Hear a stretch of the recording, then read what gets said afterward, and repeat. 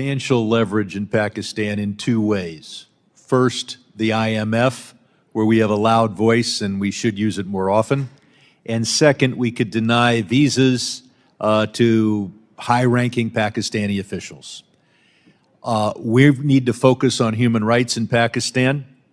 I'm particularly focused on Sindh and the disappearances there, the forced conversions, young girls forced to convert and then marry old men. And we've seen throughout Pakistan a blasphemy law that allows a person to complain, and all of a sudden someone who's not Muslim usually is subject to detention and even execution. But the greatest problem is Dr. Afridi. That is something we discussed in this room last decade again and again. He's in jail for 14 years. We released Victor Aboud to get an American back. And the message to everyone in the world, and this is a national security risk, is don't cooperate with the CIA. Because if you're an American national, we'll move heaven and earth to get you out. But if you're the one foreign national who did the most for America of anyone this century, you will rot in jail. The Pakistanis have said that they will do a Siddiqui for Afridi trade. Ms. Siddiqui didn't kill any Americans, tried to, ought to be in jail, is now perhaps incapacitated anyway. Will we trade Siddiqui for Afridi? And if not, will we ban from entry into this country those who are holding her hostage, Dr. Afridi hostage? Or do we just turn our back on any foreign national? The man who is responsible for getting bin Laden is in a Pakistani jail. Representative Sherman, I first want to thank you personally, but also thank this committee and the Congress. Sir, I have one, I will yield 10 seconds to say Siddiqui for Afridi, yes or no? Mr. Sherman, I have been in this job for more than 2.5 years. I have never had a Pakistani official raise with me. They've told me, they've told your predecessor, they've told the State Department, Afridi's in jail, you haven't done anything about it, and he's the man that helped us get bin Laden. But let's move on. Sir, Sir, I only get 5 minutes. Go ahead. We have the exit control list where hundreds of American citizens are prohibited from leaving Pakistan. Will we treat them the same way we deal with everyone else who's wrongfully detained in Russia and elsewhere? What are we doing to get American citizens who have not been even charged with a crime out of Pakistan if they want to leave? Representative Sherman, we work every day on behalf of American citizens in Pakistan. As you note, there are some laws that have put undue restrictions on Americans. We have had a very positive track record. But hundreds are still there, and the IMF loan goes forward, and we allow the top generals in Pakistan to visit the United States when American citizens can't leave Pakistan and come to the United States. We then have the vote tabulation system, and they have banned the bat, the symbol of the PTI. Then they banned the batsman. And this is, there have been flaws in other Pakistani elections, but this is perhaps the greatest flaw. And we're told, and the Pakistani ambassadors told me, well, this is just the ordinary working of the Pakistani judicial system. That's the same judicial system that has Dr. Afridi in jail for 14 years for getting bin Laden. Do we have faith that Imran Khan has not been the victim of selective prosecution? Or is it apparent that he has been? Sir, following the rioting on May 9th, the day Imran Khan was arrested, the United States government has raised our concerns about the mass detention of members of the opposition, to include the PTI. We have raised concerns about the use of military courts. If I can interrupt, there's one thing you need to do. The American ambassador needs to visit Imran Khan in prison and make sure that he lives to tell the tale of how he was wrongfully imprisoned through selective prosecution. I yield back. Thank you, Chair, and thanks also to the ranking member for having me here today. Mr. Liu, I'm sure you're aware, I led a letter alongside 30 of my colleagues here in Congress to the State Department as well as to the President. You've got it right there. Talking about credible allegations of election rigging in the Pakistani elections, and we urged that the administration withhold recognition of the new government in Pakistan until a credible and transparent investigation on election interference had been conducted. I know that the U.S. Embassy congratulated Mr. Sharif, quote, on his assumption of the office of Prime Minister, but I haven't seen a statement yet from the State Department itself. So just so we're clear at this point, yes or no, has the U.S. officially recognized the new government in Pakistan? Representative Kesar, I would like to answer with a yes or no. The actual answer is a little more complicated, if you'll allow me. The government of the United States, we don't actually go around recognizing or withholding recognition of new governments. That's not something we do anywhere around the world. What we do is we decide whether we're going to engage with a government. And so, yes, you have seen actions by our ambassador, our embassy. We are, in every interaction with this government, stressing the importance of accountability for election irregularities, sir. Can I just also add, your letter is incredibly important. It's important that the Pakistani people, the Pakistani government, hear not only from the administration, but from members of Congress, and having so many of them speak together has real influence. The administration largely agrees with your recommendations. We have done many of the things that you have proposed. We have said publicly and privately that we want to see transparent and credible investigation of election irregularities. We have called for accountability for mass detentions of people in the opposition, and we have said loudly and clearly that military trials for civilians accused of crimes after May 9th is not in keeping with international norms. I appreciate that. And so in other cases, for example, in the case of Venezuela or some other countries where the State Department has spoken out very clearly about election rigging, and we can talk about separately about how it is that we treat those governments or treat those countries, but it seems that when we have had allegations of election rigging, that we've spoken out much more clearly than in this case. And I would urge that we continue to speak with the level of moral clarity that we have in other situations. But I appreciate your recognition and speaking out here today about how it's not okay for us to be having journalists jailed, for Twitter to get shut down, for there to be this continued, very clear to me, interference in democracy. Given the credible allegations of fraud and rigging, what gives you confidence that this government will have the democratic legitimacy necessary, not only for the interests of the Pakistani people, but for the interests of the United States? Sir, the political and economic stability of Pakistan is important for the United States. It is important that the Pakistani people... And I'm short on time. Is it your sense right now that there is going to be that democratic legitimacy, or do we have real concerns? I'm sorry, I have one more question for you, so just give me your... Sir, I think that's up to the process ongoing now in the Electoral Commission of Pakistan. One more question. Most security assistance to Pakistan has been suspended since 2018. Recently, the Pakistani ambassador said that Pakistan's awaiting a decision from the U.S. on increasing military sales and financing. Yes or no, are there ongoing conversations about increasing military assistance to Pakistan? No ongoing conversation about large-scale increases, no. That's good to hear. Given that the U.S. has already sent hundreds of millions of dollars in aid, are there any steps the State Department is taking to ensure that the aid we send is not used for any of these abuses that you've identified? Sir, absolutely. There is very close monitoring of where our military assistance goes around the world, including to Pakistan. For example, the F-16s sold to Pakistan over 40 years ago have active U.S. technical security teams monitoring their use every day. Thank you for that. Has the U.S. identified any units of military or security forces that would not be eligible for aid? Yes. We have identified those.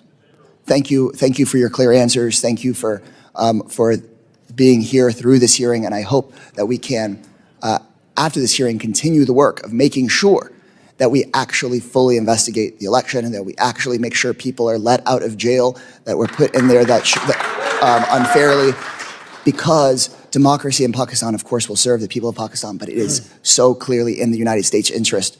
I started out on this seeing the failures we had in Latin America of prioritizing military relationships over democratic relationships, and it never served us there, and it won't serve us in Pakistan very well. So thank you so much, Mr. Lee. Thank you, sir.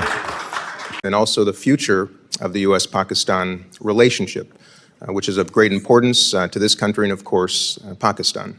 On February 8th, over 60 million Pakistanis voted in countrywide elections.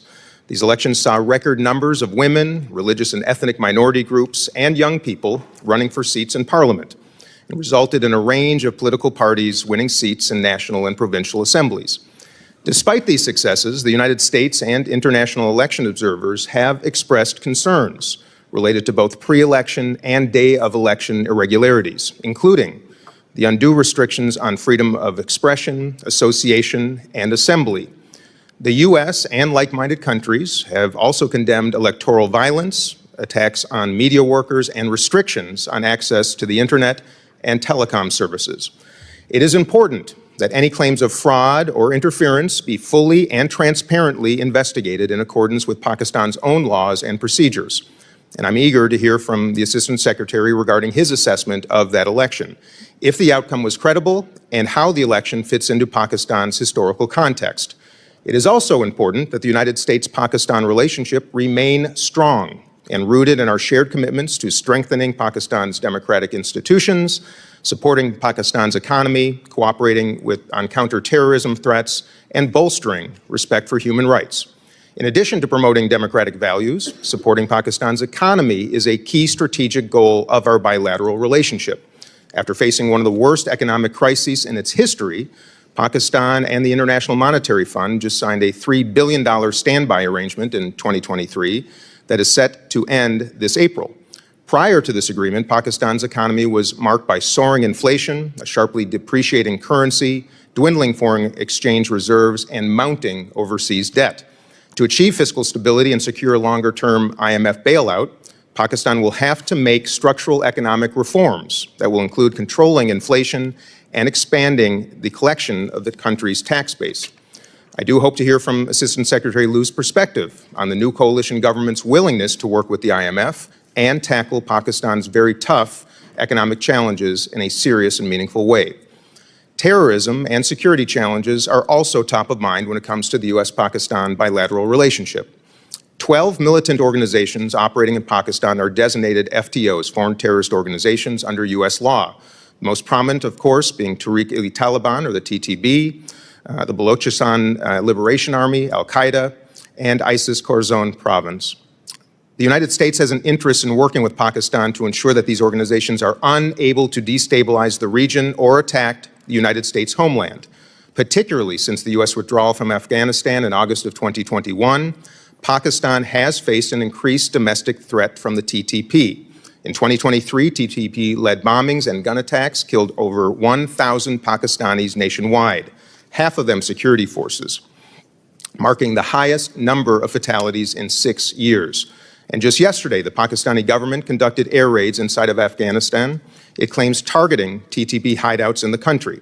This comes in direct response to a suicide bombing targeting a Pakistani military checkpoint that killed at least 7 Pakistani soldiers. Beyond the threat of terrorism and Pakistan's approach to Afghanistan, I hope that we will also examine Pakistan's regional relationships with Iran, Russia, and of course China. I'm also deeply disappointed that the former Pakistani government announced that it would expel all unregistered foreigners from the country. Pakistan is home to an estimated 4 million Afghan citizens, and approximately 1.7 million of those are undocumented. This leaves almost 2 million people at risk of being deported back to a country under Taliban control that is facing prolonged economic crisis, that has left 2/3 of the entire population in need, dire need of humanitarian assistance. What's more, many of these individuals have lived in Pakistan for decades, having originally fled Afghanistan in the 1980s during the country's occupation by the Soviets.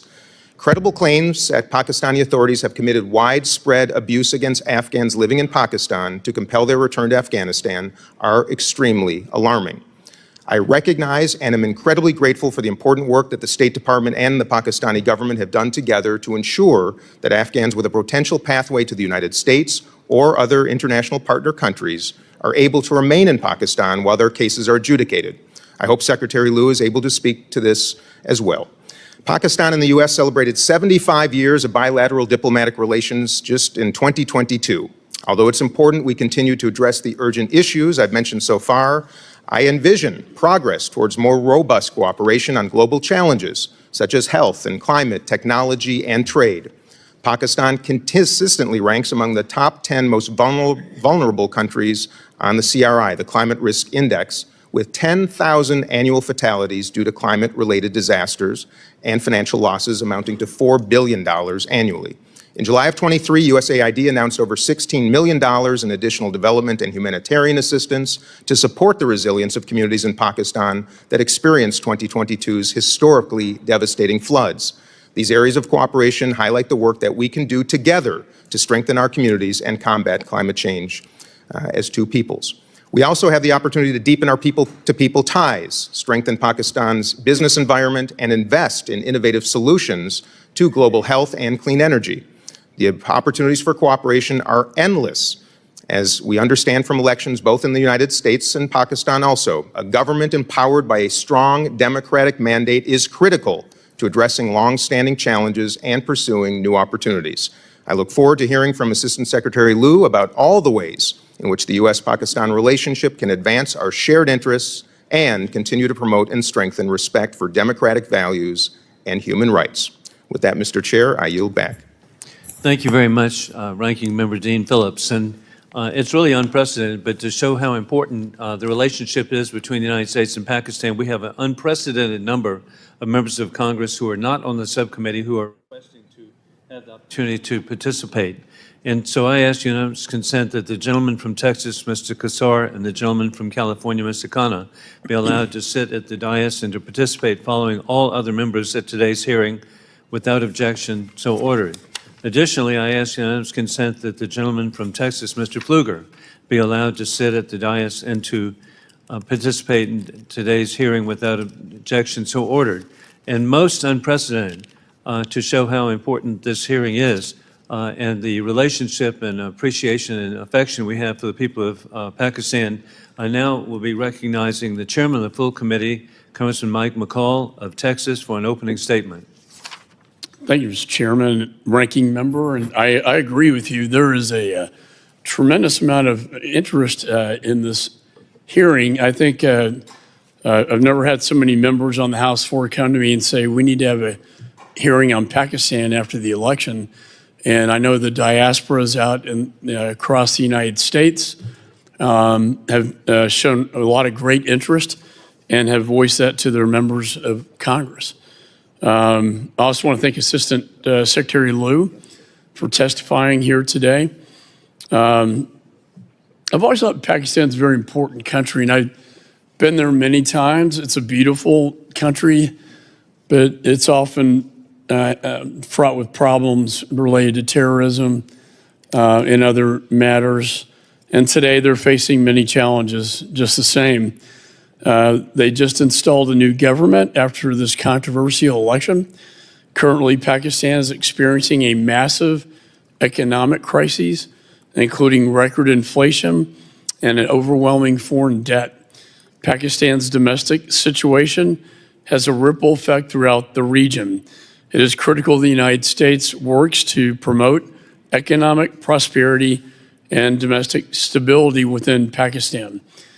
I think the people of Pakistan deserve a country where democracy and rule of law are protected at the highest levels. The voters have displayed their commitment to participating in the process, despite allegations of fraud and interference. In the recent election, the people of Pakistan showed up to vote in unprecedented numbers, which is very positive. However, I was deeply concerned by well-documented instances of interference in the February elections, including a terrorist attack at a candidate's political offices hours before the polls opened, and also a major internet and cell service shutoffs on election day. These events are serious and consequential.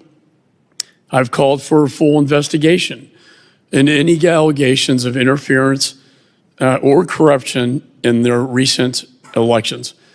And I'll be watching closely to see how these irregularities are being addressed.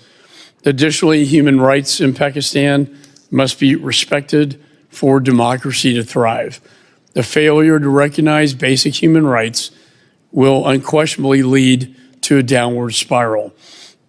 If human rights are ignored, the prospect of a democratic society will evaporate. Meanwhile, Pakistan's security is at risk as the TTP and other terror groups have become increasingly emboldened. This is a direct result of the Biden administration's disastrous withdrawal from Afghanistan in 2021. And we had a hearing just yesterday with the chairman of the Joint Chiefs, General Milley, and CENTCOM Commander, General McKenzie. That deadly and chaotic withdrawal projected weakness on the world stage, and we see from history that weakness always invites aggression. Our adversaries are now testing our resolve, and when they see weakness, they do exploit it. Pakistan has played an essential role in mitigating the effects of the administration's withdrawal on regional security. It remains vitally important that the United States and Pakistan continue to work together to counter terrorism.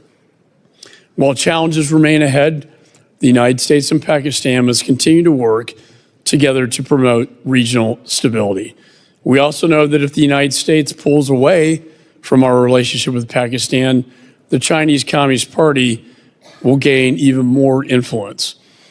And while we seek to help nations thrive, CCP is only interested in a one-way relationship of debt trap diplomacy. And Pakistan, in their ground zero for their Belt and Road Initiative, Pakistan is the CCP's ground zero for China's Belt and Road. So anyway, I look forward to working with my colleagues.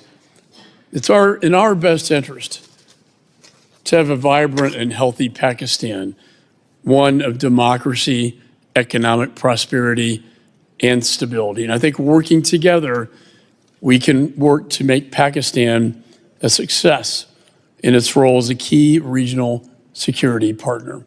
And so that, again, Mr. Chairman, thank you for holding this hearing. I know there's immense interest in this across the nation and, of course, in Pakistan itself. And with that, I yield back.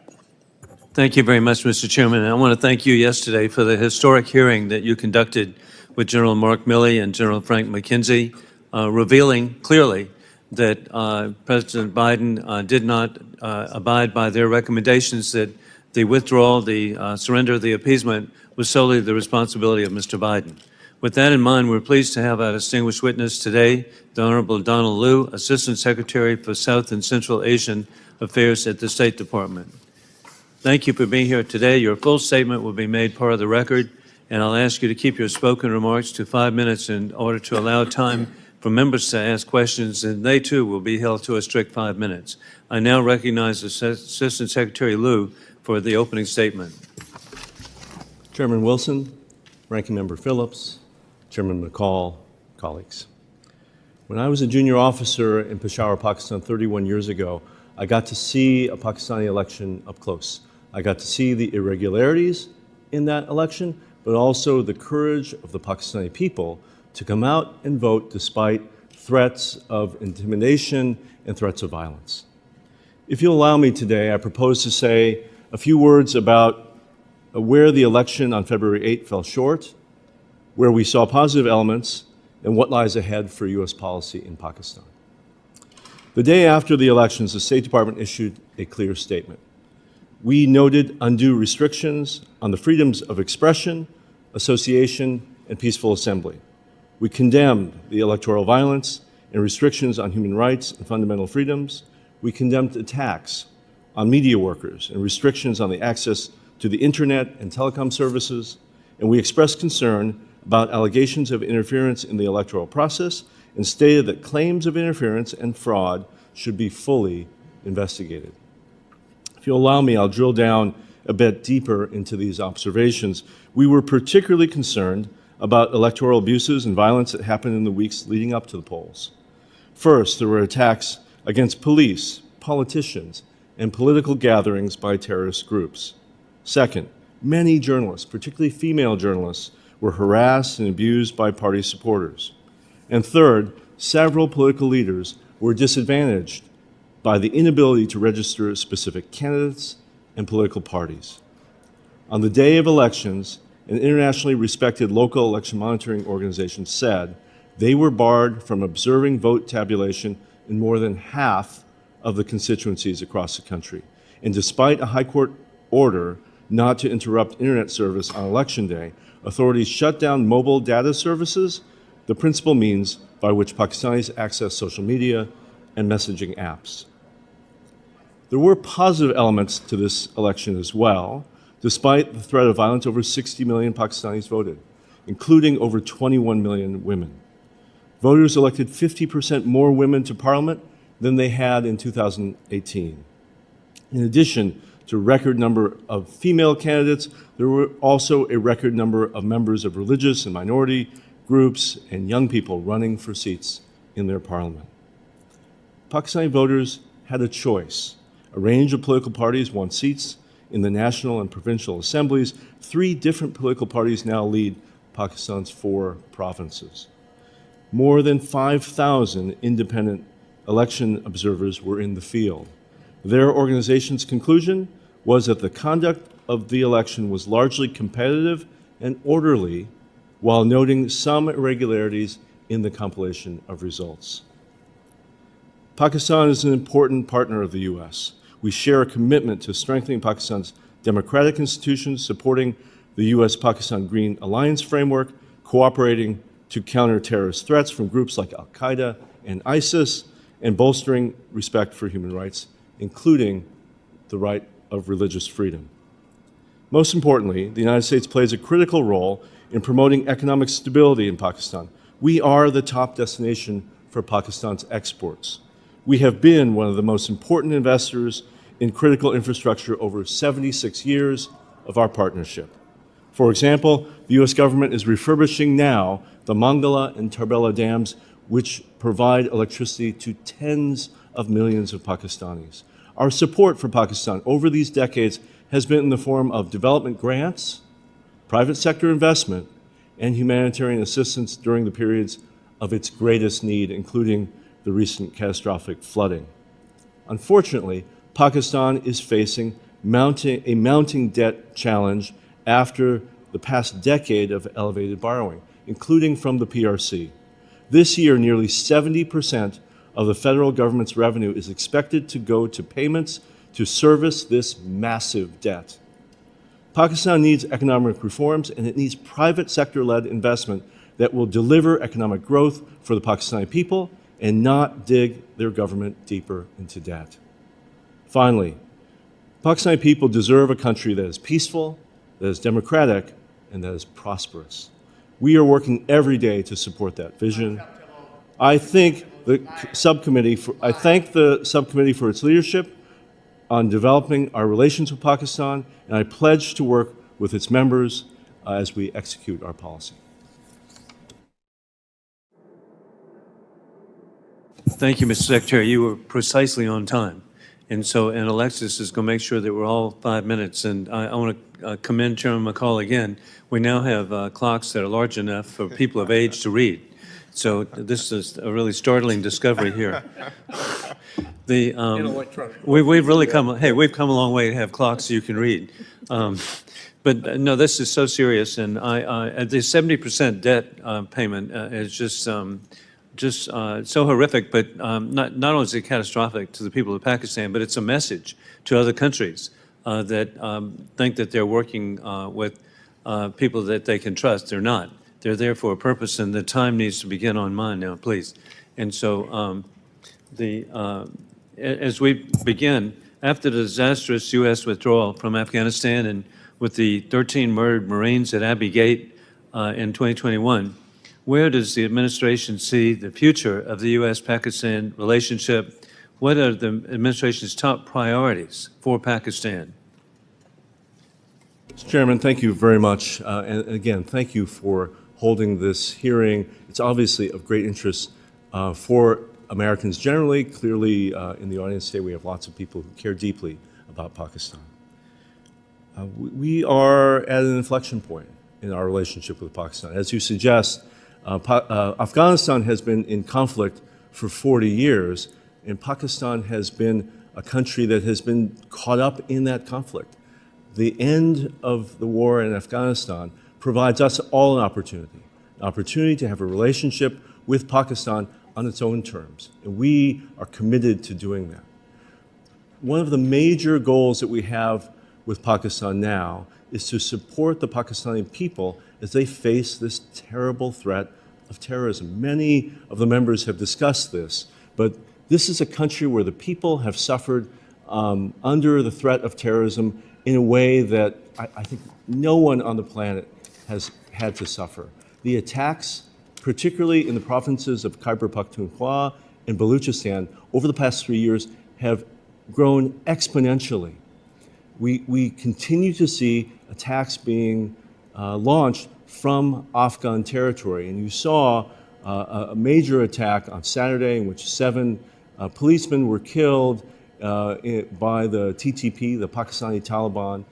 And we call on the Afghan Taliban to ensure that its territory is not used as a launching pad for terrorist groups.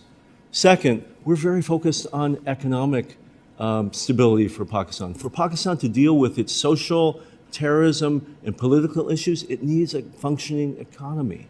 And we want private sector-led growth there. Growth that benefits the Pakistani people, not growth which fuels profits by lender countries like the PRC.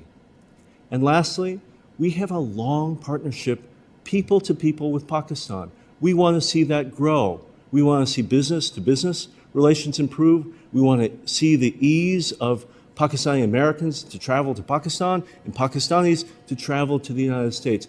Those ties are critical. I have 2 children in university right now.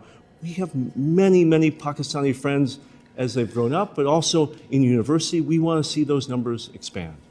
Thank you. And indeed, I'm glad the Pakistani American diaspora is so important, and they've been so successful as entrepreneurs here in our country, and we want them to send a message back of how free market capitalism has such a positive consequence for the people of Pakistan. Mr. Secretary, there have been unsubstantiated allegations that the U.S. government has conspired to remove Prime Minister Imran Khan from power. What is your assessment of these untrue speculations? Mr. Chairman, I want to be very clear on this point.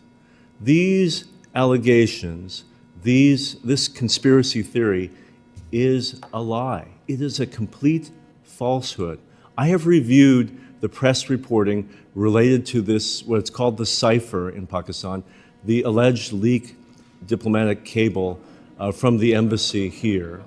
It is not accurate. It at no point does it accuse the United States government or me personally of taking steps against Imran Khan. And thirdly, the other person in the meeting, the then ambassador of Pakistan to the United States, has testified to his own government that there was no conspiracy. We respect the sovereignty of Pakistan. We respect the principle that Pakistani people should be the only ones choosing their own leaders through a democratic process. Mr. Chairman, we are grateful that you are holding this hearing today for us to talk about that process. Thank you. And hey, your response is so good because it's so clear that you're correct, and we appreciate so much your clarity on the issue. And good people, indeed, you make a difference. So God bless you. Thank you. And with that, I now recognize the ranking member, Dean Phillips.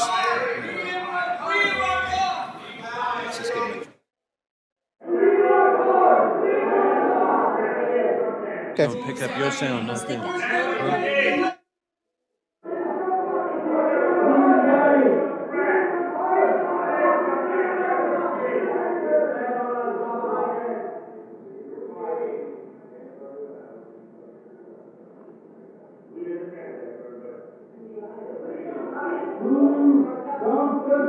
The chair notes a disturbance of the committee proceedings. The room will be in order. And we now proceed with Congressman Dean Phillips. Thank you, Mr. Chairman.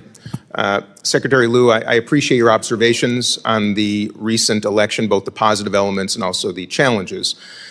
In the State Department's post-election statement, the indication was the United States is going to work with the next Pakistani government regardless of the party. I just want to clarify that that has always been the case, correct? Yes, sir. And the department has also expressed concerns about human rights and democracy in Pakistan where appropriate, but has never taken a position on who should lead an elected government in Pakistan. Is that correct? That is correct. And the department's statement also noted that claims of interference or fraud should be fully investigated. And since that aspect of the statement has gotten a lot of play in the Pakistani press and on social media, could you elaborate on what was intended by that statement? Representative Phillips, the Pakistani people, through their constitution, have created a system by which the Election Commission of Pakistan hears the complaints of Pakistani people, of candidates and political parties to render judgments about election irregularities. We, as a partner of Pakistan, have called for that to be done transparently and fully, and for those found responsible for irregularities to be held accountable. We can see a process whereby that's happening.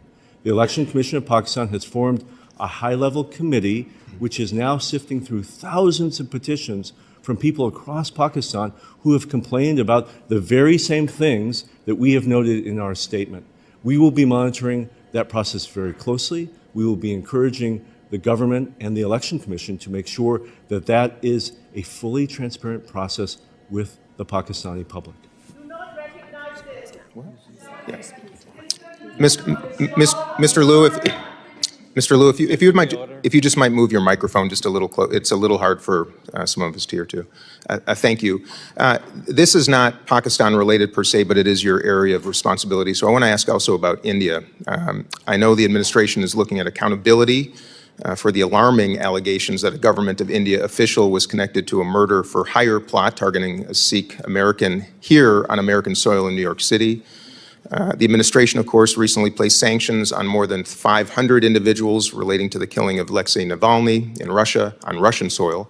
So my question is, are any similar sanctions on or travel bans being considered for those who we believe may be responsible for the attempted murder of Mr. Pandan? Thank you, Representative Phillips. This is a serious issue between the United States and India. The Department of Justice has alleged that an Indian citizen, at the behest of someone working in the Indian government, has attempted to kill an American citizen on American soil. We take this in the administration incredibly seriously and have raised it at the highest levels with India. We are, at the moment, working with India to encourage India to hold accountable those responsible for this terrible crime. What we can see is that India itself has announced that they have created a committee of inquiry to look into this matter, and we ask them to work quickly and transparently to make sure justice is done. Thank you. With the remainder of my time, I'd like to talk about economic issues. If you could give an assessment of the current economic situation in Pakistan. Of course, a growing economy is good for stability. It's good for this partnership and trade. I know it's still early, but if you could provide an assessment of how you see things right now, I'd appreciate it. No, not only is it really important for the Pakistani people that they have economic stability and economic growth, it's important from America. Mm-hmm. We have lots of investments in Pakistan. There are lots of franchises and American businesses working throughout Pakistan. Their success is our success. One of the issues I think that we face with the Pakistani economy is a real difficulty to invest and to trade there. are calling on Pakistan to reform many of the ways it does business with foreign partners. And in doing that, they will attract American investment, but they'll also attract investment from the Pakistani private sector. Pakistani investors are smart. They want to work in a place where they can make money. And so some of the things that we're calling for are reform of the regulations that will allow repatriation of profits out of the country, cutting down on bureaucratic red tape, and more predictable regulations. If Pakistan is willing to do that, I think you'll see large numbers of American investors flocking to Pakistan. It's a really interesting place to invest if it had the right conditions. All right. Thank you, sir. And with that, I yield back. Thank you very much, Ranking Member Dean Phillips. We now proceed to Congressman Rich McCormick of Georgia. Thank you, Mr. Chair. I would like to point out that we in Congress have a job to do. This is an incredibly important topic, and I think out of respect for those people who are interested in this topic, the people who want to be disruptive should be gavelled out and removed from this hearing. I think anybody who's earned this place, whether you be in Congress or be a military member or be somebody from Pakistan or be somebody who's interested in this topic, should be respected, and those people who break the rules should be removed from and not be allowed back in future, because this continues to waste our time. And with that, I'm going to move, with your permission, Chair, to have these people removed before I continue. So ordered. Thank you.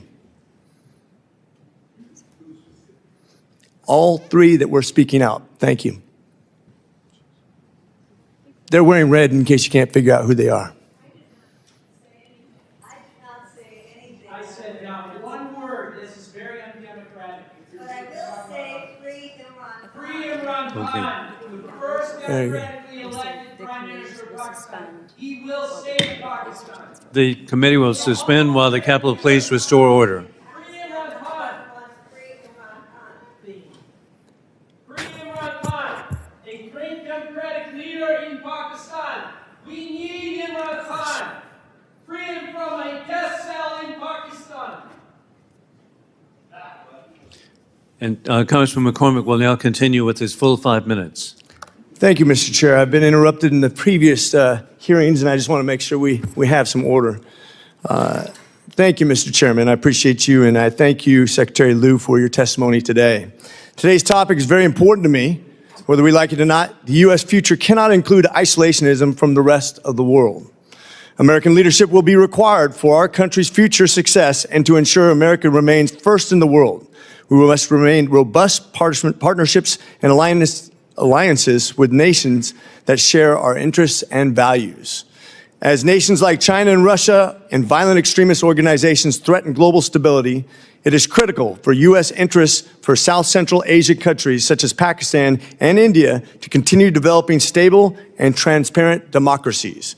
That's why I introduced House Resolution 901 with my esteemed colleague from Michigan, Representative Dan Kildee. The resolution affirms U.S. support for democracy and human rights in Pakistan. I'm looking forward to H-Res 901's consideration later this afternoon as the House Foreign Affairs Committee marks it up. As I am sure you're aware, Pakistan recently conducted the largest election in its history, but these were unfortunately marred by allegations of fraudulent activity and electoral violence. Watchdog groups raised the alarm over reports of political repression, suspension of interest access on election day, delays in election results, and more. Currently, the Election Commission of Pakistan is reviewing many of the election results in individual parliamentary constituencies, and the Pakistani judicial system is investigating and adjudicating irregularities. In fact, the ambassador from Pakistan came to my office yesterday and talked about what they were going to try to do to mitigate these problems. With all this being said, there must be full, credible, and independent audit of these election results. Secretary Liu, do you think and the State Department have confidence in Pakistan's judicial process and its ability to adjudicate claims of wrongdoing? Thank you, Representative McCormick. If I might, just before I answer that question, just say a word about protests. We have just tremendous respect for the Pakistani American community. We pride ourselves in the State Department and in my office about talking to Pakistani Americans, because they are the people in our vast country who care the most about this relationship. They have something genuine to offer because of their deep knowledge and the deep concern they have of the future of the country. And so I want to join the voices of this committee to say how important their involvement is, how much we respect them. We try to listen to them at every opportunity. I hope they are also listening to all of you and to those of us who are trying to guide this policy. Absolutely. And I will say, respectful conversation is always paramount for me. I've met with constituencies. I have people who've come here from all over the United States that I've met with in my own district on this topic. There is a time and a place for everyone to speak, and that's order. That's something that we worked hard for. One of the things that I have faced over these last 2 years is some of these allegations, unfounded allegations, have resulted in regular death threats against me, threats against my family, involvement of local police. There is a line of acceptability, and I do think at times some of the free speech has verged into threats of violence, which is not acceptable in our society. Sir, if I could answer your important question.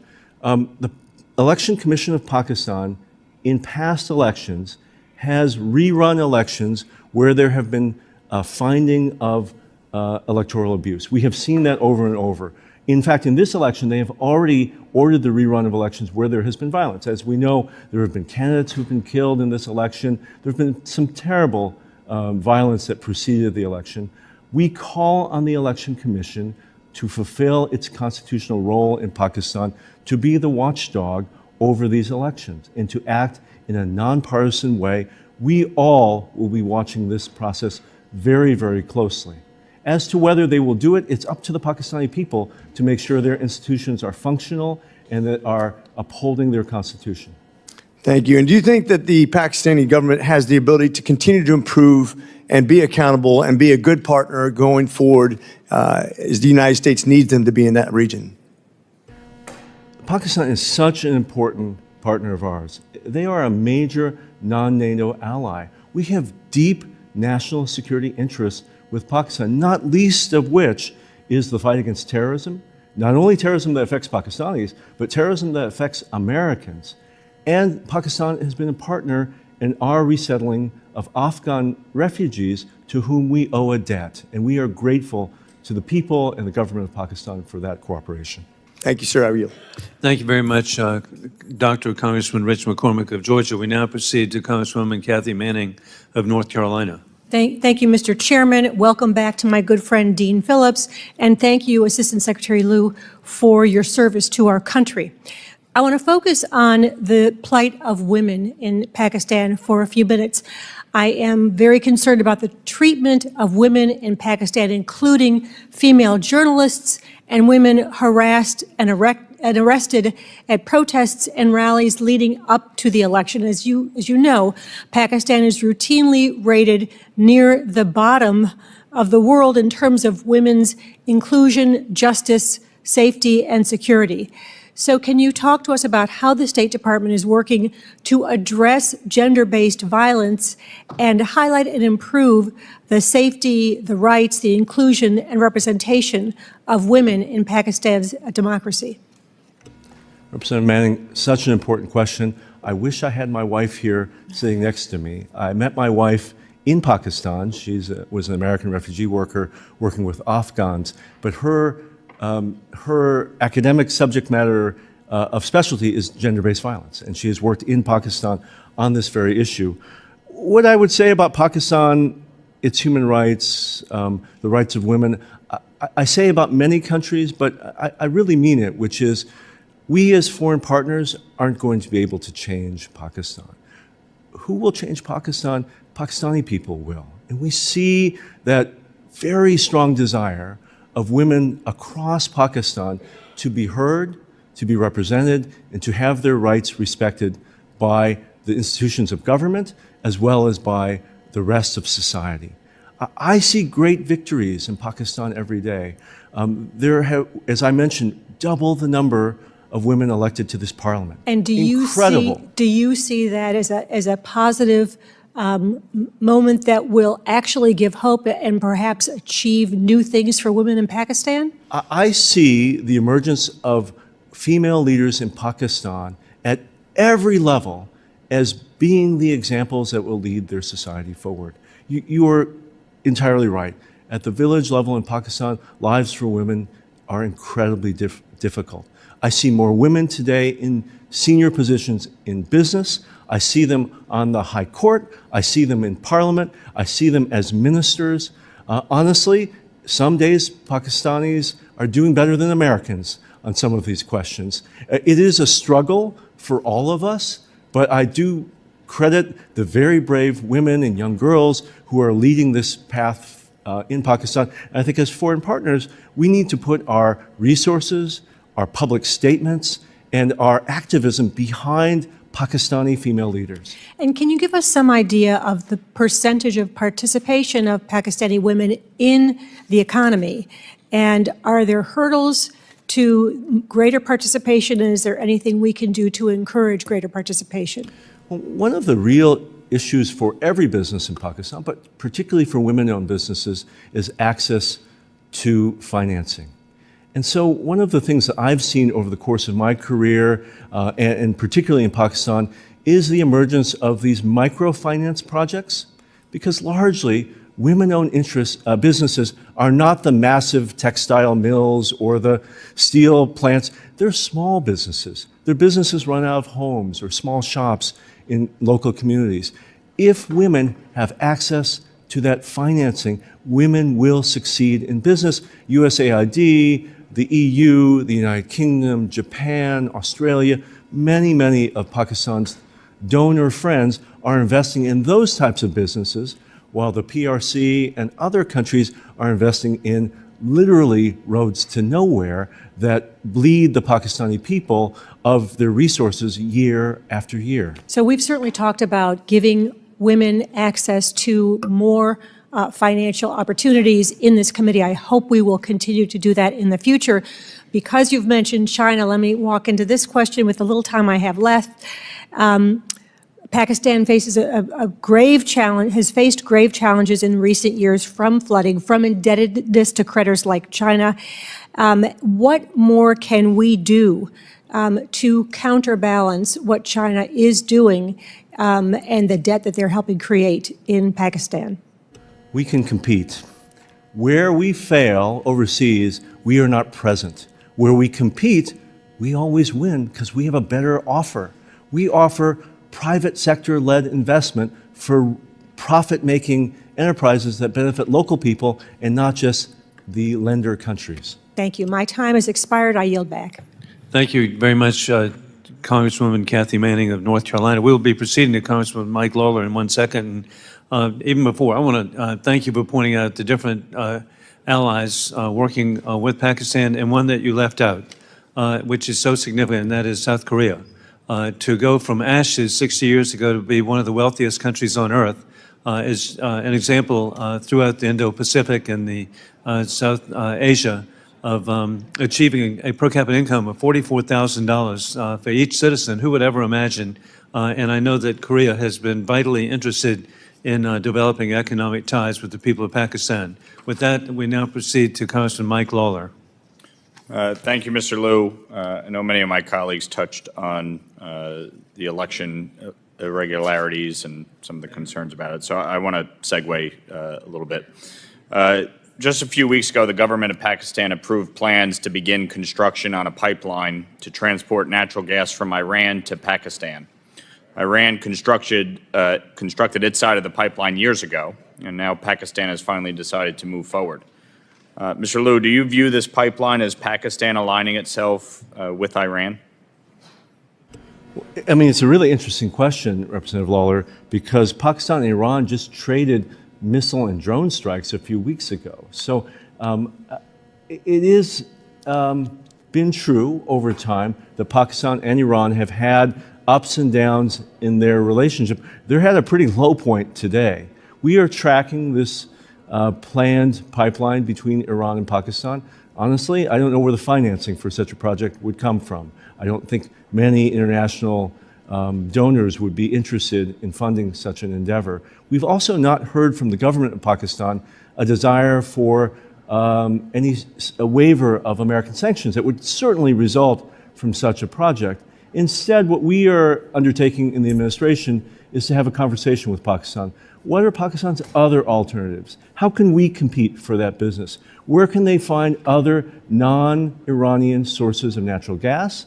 And how can we help Pakistan think about the transition to clean energy? Pakistan's very interested in providing energy through solar, through wind, through hydro. How can that begin to replace their dependence on coal and other hydrocarbons? Okay. So have you expressed direct concern with the Pakistani government on this issue? We are in consultation with the Pakistani government on this issue, yes, sir. Okay. I mean, my concern is that Iran is the greatest state sponsor of terror. They use the illicit Iranian petroleum oil trade to finance terrorism. Since Joe Biden took office, nearly $88 billion in increased revenue has resulted because of lax enforcement on sanctions. It's why I introduced the SHIP Act to increase secondary sanctions on the purchase of Iranian petroleum. It passed through the House overwhelmingly with bipartisan support and has since stalled in the Senate because the White House doesn't want it. So from my vantage point, when we talk about other alternatives that Pakistan may be able to engage on, why don't we start by cracking down on the illicit oil trade? Why is the administration taking a very lax approach to cracking down on Iranian petroleum? Sir, the administration will uphold both the letter and the spirit of all sanction laws, particularly those related to Iran. You think an increase of $88 billion in revenue is upholding the letter and spirit of the law? Sir, I am not an expert in Iranian energy exports, but what I know as a person who has a car that's fueled by gasoline is all of us have paid for higher gasoline after Putin's full-scale invasion of Ukraine. And well, that's also a result in this country of us limiting production of oil and natural gas in this country. That's why we're dealing with our own energy challenges. Sir, if I could answer your question, well, you went in a total non sequitur. I fully support the efforts by the U.S. government to prevent this pipeline from happening. We are working towards that goal, sir. Okay. How does the administration view Pakistan's relationship with the Taliban? With suspicion, sir. And so what are we doing based on that suspicion? So I think it is well known that previous governments of Pakistan have had close relations with the Taliban. Currently, the greatest terrorist threat faced by the people of Pakistan emanates from Afghanistan. And the relationship between Pakistan and the Taliban is about the same as the relationship between the United States and the Taliban. It is very strained and difficult. We have a very important dialogue with the Pakistani government about the Taliban, how to help shape its behavior, how to help make sure the Taliban upholds its commitments. Last question. Why was Pakistan excluded from the administration's Indo-Pacific strategy? Sir, it's a way that we define the Indo-Pacific, and it's not only this administration, it's the last administration as well. For whatever reason, I suspect it has to do with COCOM authority between the Indo-Pacific Command and Central Command. The dividing line of the Indo-Pacific is the line between Pakistan and India. Well, time is up. I have to cut you off, Mr. Liu. There's a new sheriff in town. It's me. I recognize the sheriff's authority. Brad Sherman from California, you're recognized, sir. We have substantial leverage in Pakistan in two ways. First, the IMF, where we have a loud voice and we should use it more often. And second, we could deny visas to high-ranking Pakistani officials. We need to focus on human rights in Pakistan. I'm particularly focused on Sindh and the disappearances there, the forced conversions, young girls forced to convert and then marry old men, And we've seen throughout Pakistan a blasphemy law that allows a person to complain, and all of a sudden someone who's not Muslim usually is subject to detention and even execution. But the greatest problem is Dr. Afridi. That is something we discussed in this room last decade again and again. He's in jail for 14 years. We released Victor Aboot to get an American back. And the message to everyone in the world, and this is a national security risk, is don't cooperate with the CIA. Because if you're an American national, we'll move heaven and earth to get you out. But if you're the one foreign national who did the most for America of anyone this century, you will rot in jail. The Pakistanis have said that they will do a Siddiqui for Afridi trade. Ms. Siddiqui didn't kill any Americans, tried to, ought to be in jail, is now perhaps incapacitated anyway. Will we trade Siddiqui for Afridi? And if not, will we ban from entry into this country those who are holding her hostage, Dr. Afridi hostage? Or do we just turn our back on any foreign national? The man who is responsible for getting bin Laden is in a Pakistani jail. Representative Sherman, I first want to thank you personally, but also thank this committee and the Congress. Sir, I have I will yield 10 seconds to say Siddiqui for Afridi, yes or no? Mr. Chairman, I have been in this job for more than 2.5 years. I have never had a Pakistani official raise with me. They've told me, they've told your predecessor, they've told the State Department, Afridi's in jail, you haven't done anything about it, and he's the man that helped us get bin Laden. But let's move on. Sir, if I could just... Sir, I only get 5 minutes. Go ahead.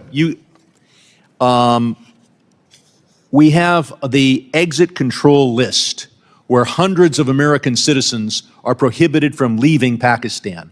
Will we treat them the same way we deal with everyone else who's wrongfully detained in Russia and elsewhere? What are we doing to get American citizens who have not been even charged with a crime out of Pakistan if they want to leave? Representative Sherman, we work every day on behalf of American citizens in Pakistan. As you note, there are some laws that have put undue restrictions on Americans. We have had a very positive track record. Hundreds are still there, and the IMF loan goes forward, and we allow the top generals in Pakistan to visit the United States when American citizens can't leave Pakistan and come to the United States. We then have the vote tabulation system, and they have banned the bat, the symbol of the PTI, then they banned the batsman. And this is, there have been flaws in other Pakistani elections, but this is perhaps the greatest flaw. And we're told, and the Pakistani ambassadors told me, well, this is just the ordinary working of the Pakistani judicial system. That's the same judicial system that has Dr. Afridi in jail for 14 years for getting bin Laden. Do we have faith that Imran Khan has not been the victim of selective prosecution? Or is it apparent that he has been? Sir, following the rioting on May 9th, the day Imran Khan was arrested, the United States government has raised our concerns about the mass detention of members of the opposition, to include the PTI. We have raised concerns about the use of military courts. If I can interrupt, there's one thing you need to do. The American ambassador needs to visit Imran Khan in prison and make sure that he lives to tell the tale of how he was wrongfully imprisoned through selective prosecution. I yield back. Thank you, Mr. Chairman. Excellent questions. Representative Baird is not here, so I'm the next in line. Secretary Lew, could you provide insight in the involvement of the military in the politics of Pakistan? Hold on. Y'all don't need to clap for me. I'm good. I'm good. We're good. Thank y'all. Go ahead, brother. Mr.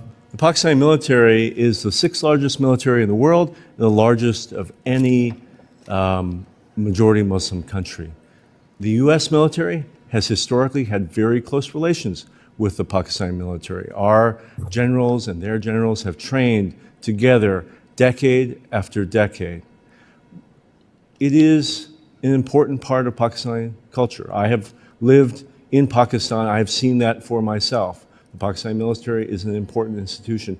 We respect, in this administration and all past American administrations, the constitutional principle that the Pakistani military must be kept under civilian control. It must be answerable to the president. But is it? Answerable to the president, sir, who is the commander-in-chief, and responsible to civilian control. Okay. Do y'all at the State Department intend to conduct a review of the most recent elections in Pakistan? Sir, we have conducted that review, and we have found a number of election irregularities that I've detailed today. Right. What we are undertaking right now is a monitoring of how the democratic institutions of Pakistan will address those irregularities. And Well, I would suggest to you that a strong letter is not doing a whole heck of a lot. I would tell you that this country needs to start using its economic might to correct some of these wrongs. These people are being mistreated. I'm not much on bureaucrats. I don't like writing letters. I like delivering it personally, and I think that's something we could do. Did the U.S. ask for former Prime Minister Imran Khan's removal after he visited Russia? that we did not, sir. Okay. There are people who believe you were involved in the regime change in Pakistan. Can you speak on that? Sir, I was absolutely not involved, nor were any Americans involved with that process. None whatsoever. None whatsoever, sir. Not contractors, not. None. Not one. Okay. In aid to Pakistan being withheld, is aid to Pakistan being withheld because Pakistan refused to vote against the Russian invasion of Ukraine at the United Nations General Assembly? No, sir. All right. I have a little more time left. Do I have any members? I tell you what. Okay. Hang on for a second, Charles. I'm not used to this.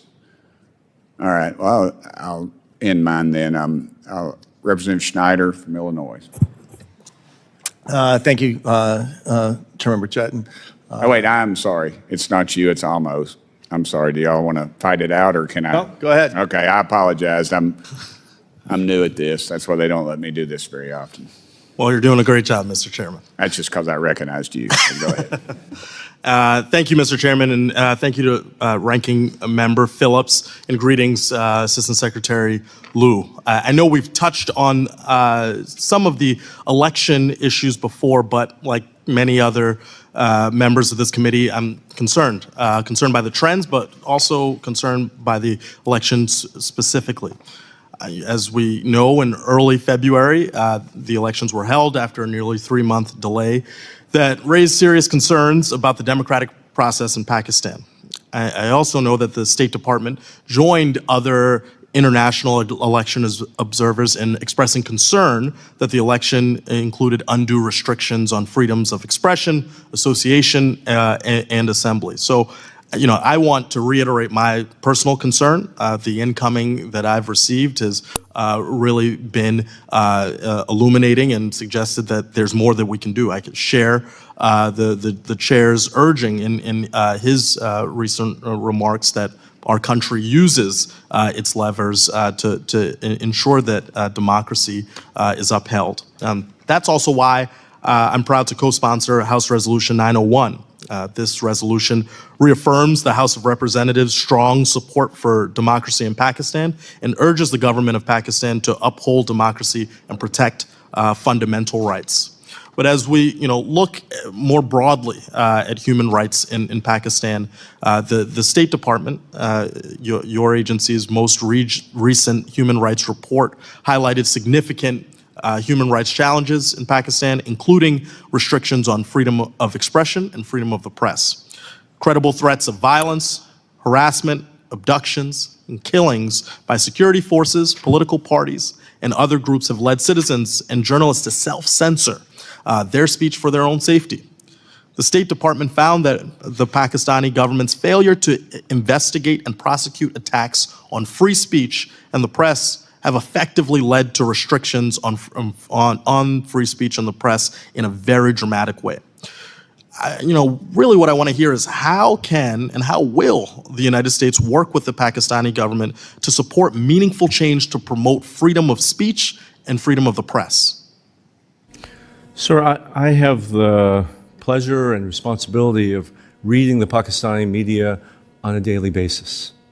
And I will confirm what is in our human rights report is there is both self-censorship and occasionally active censorship in Pakistan today. At the same time, what I read in the Pakistani press is a cacophony of voices. There is actually competition in the media with respect to things that are said and not said, as well as in social media. And so one of the most damaging things that we see today are restrictions on social media because, like the rest of the world, Pakistanis are getting a lot of their news and information through the internet. And so when the internet gets pulled down or X gets throttled as it has been now for several weeks, it denies the Pakistani people from getting the kind of diversity of reporting information that they deserve. We are talking to the Pakistani government at the highest level about these issues. We're also working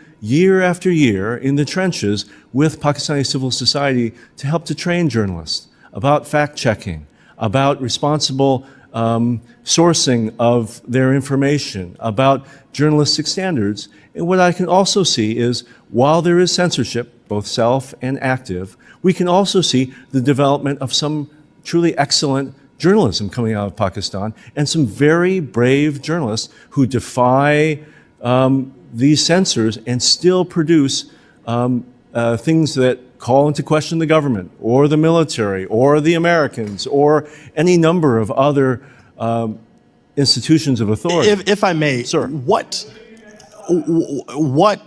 exactly have those conversations yielded with the government? Because I mean, it's one thing to have them, but it's another to be pursuing, some outcomes that are beneficial to the values that we uphold here and we want to see in a real active democratic society. I do think it's important for both the administration and the Congress to say loud and clear that we are watching what happens in Pakistan. We're watching closely its human rights record, what it does with respect to religious freedom, and what it's doing on free speech.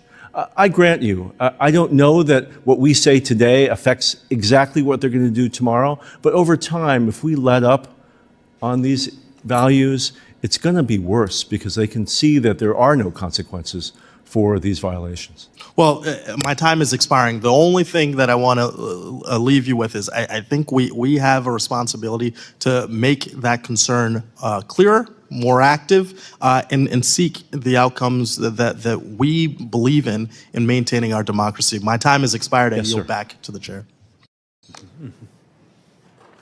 Thank you very much. And we now proceed to Congressman Brad Schneider of Illinois. And of course, it's really easy to get confused between Gabe Amo and Brad Schneider. They both come from assorted northern states, Rhode Island and now Illinois.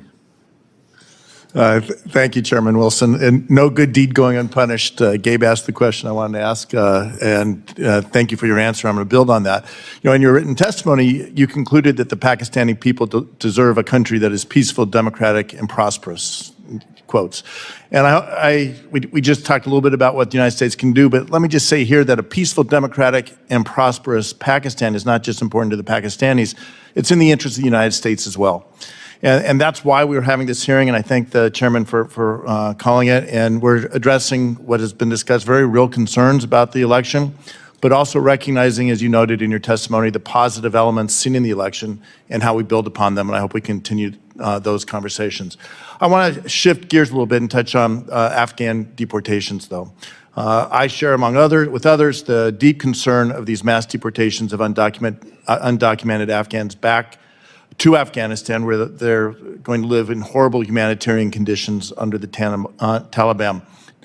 Human Rights Watch claims that Pakistani authorities have committed widespread abuses against Afghans living in Pakistan to compel their return to Afghanistan, including by confiscating property, destroying documents, and physically abusing individuals. Has the U.S. raised these concerns with the government at all, and how is the U.S. working with the international community to push back against this policy? Thank you, sir. We have had discussions with the Pakistani government at the highest levels about these deportations. As you know, as has been well documented, over 500,000 Afghans have returned to Afghanistan following this effort by the Pakistani government to remove illegal foreigners. From the first day of that process, we have been in touch with the Pakistani government, both about the humanitarian consequences of this mass deportation, but also to try to protect those Afghans who have a pathway to coming to the United States. There are thousands of Afghans who worked with us, who worked with our embassy or our military, who have fled to Pakistan and sought sanctuary there. We have been very keen that those Afghans are allowed to stay so we can process them. And they're still in processing. And they are. And the Pakistani government has actually, on this one issue, been very supportive. We are grateful for that. On the broader issue, we are talking with the new government now about trying to make sure that the rights of Afghan refugees are respected. We are thankful, right? The Pakistani people have hosted over 3 million Afghan refugees now for over 40 years. It is historic in proportion. That sacrifice does not go unnoticed. At the same time, we very much hope they work with the UNHCR as they enter this next phase where they're trying to figure out whether more people are returning, whether some of those who have returned are able to come back to Pakistan, and that the needs of those refugees are being met. Thank you, and I've raised this previously with the ambassador, Pakistani ambassador as well, and look forward to working with you to make sure that happens. I'll shift gears again. We touched on this. I'll pick up where Mr. Lawler left off. Pakistan-Iranian relations. You mentioned the escalation, the recent escalatory environment, the strikes in January. Where do you see that moving? Do you think the strikes were one-off occurrences or something that could continue to escalate in the future? Sir, as you know, the strikes were not only against Pakistan, they were against 3 countries simultaneously by Iran. It is reprehensible and irresponsible for Iran to lash out against its neighbors for terrorism that exists in Iran itself. So as you may be tracking, those 3 missile and drone strikes that happened in January followed a really terrible terrorist attack that occurred within Iran. And the government of Iran clearly felt like it had to respond in some way. They responded in the worst way possible by firing missiles at targets that they probably didn't well understand, which, for our information, ended up killing lots of civilians in 3 countries, including in Pakistan. And with my we have strongly condemned Iran's actions. My last few seconds, can you just touch on the U.S. messaging to the Pakistani government regarding their direct engagement with Tehran on security matters, especially in the context of our concerns, our mutual concerns of nuclear proliferation and Iran's nuclear program? Sir, we have warned them about our red lines, legislative, but also in terms of how we cooperate with Pakistan. If they get into bed with Iran, it'll be very serious for our relationship. Okay, we need to reiterate that again and again and again. With that, I yield back. Thank you very much, Congressman Brad Snyder of Illinois. We now proceed to Congressman Greg Casar of Texas. Thank you, Chair, and thanks also to the ranking member for having me here today. Mr. Liu, I'm sure you're aware, I led a letter alongside 30 of my colleagues here in Congress to the State Department as well as to the President. You've got it right there. talking about credible allegations of election rigging in the Pakistani elections, and we urged that the administration withhold recognition of the new government in Pakistan until a credible and transparent investigation on election interference had been conducted. I know that the U.S. Embassy congratulated Mr. Sharif, quote, on his assumption of the office of Prime Minister, but I haven't seen a statement yet from the State Department itself. So just so we're clear at this point, yes or no, has the U.S. officially recognized the new government in Pakistan? Representative Kesar, I would like to answer with a yes or no. The actual answer is a little more complicated, if you'll allow me. The government of the United States, we don't actually go around recognizing or withholding recognition of new governments. That's not something we do anywhere around the world. What we do is we decide whether we're going to engage with a government. And so, yes, you have seen actions by our ambassador, our embassy. We are, in every interaction with this government, stressing the importance of accountability for election irregularities, sir. Can I just also add, your letter is incredibly important. It's important that the Pakistani people, the Pakistani government hear not only from the administration, but from members of Congress, and having so many of them speak together has real influence. The administration largely agrees with your recommendations. We have done many of the things that you have proposed. We have said publicly and privately that we want to see transparent and credible investigation of election irregularities. We have called for accountability for mass detentions of people in the opposition, and we have said loudly and clearly that military trials for civilians accused of crimes after May 9th is not in keeping with international norms. I appreciate that. And so in other cases, for example, in the case of Venezuela or some other countries where the State Department has spoken out very clearly about election rigging, and we can talk about separately about how it is that we treat those governments or treat those countries, but it seems that when we have had allegations of election rigging, that we've spoken out much more clearly than in this case. And I would urge that we continue to speak with the level of moral clarity that we have in other situations. But I appreciate your recognition and speaking out here today about how it's not okay for us to be having journalists jailed, for Twitter to get shut down, for there to be this continued, very clear to me, interference in democracy. Given the credible allegations of fraud and rigging, what gives you confidence that this government will have the democratic legitimacy necessary, not only for the interests of the Pakistani people, but for the interests of the United States? Sir, the political and economic stability of Pakistan is important for the United States. It is important that the Pakistani people... And I'm short on time. Is it your sense right now that there is going to be that democratic legitimacy, or do we have real concerns? I'm sorry, I have one more question for you, so just give me your... Sir, I think that's up to the process ongoing now in the Electoral Commission of Pakistan. One more question. Most security assistance to Pakistan has been suspended since 2018. Recently, the Pakistani ambassador said that Pakistan's awaiting a decision from the U.S. on increasing military sales and financing. Yes or no, are there ongoing conversations about increasing military assistance to Pakistan? No ongoing conversation about large-scale increases, no. That's good to hear. Given that the U.S. has already sent hundreds of millions of dollars in aid, are there any steps the State Department is taking to ensure that the aid we send is not used for any of these abuses that you've identified? Sir, absolutely. There is very close monitoring of where our military assistance goes around the world, including to Pakistan. For example, the F-16s sold to Pakistan over 40 years ago have active U.S.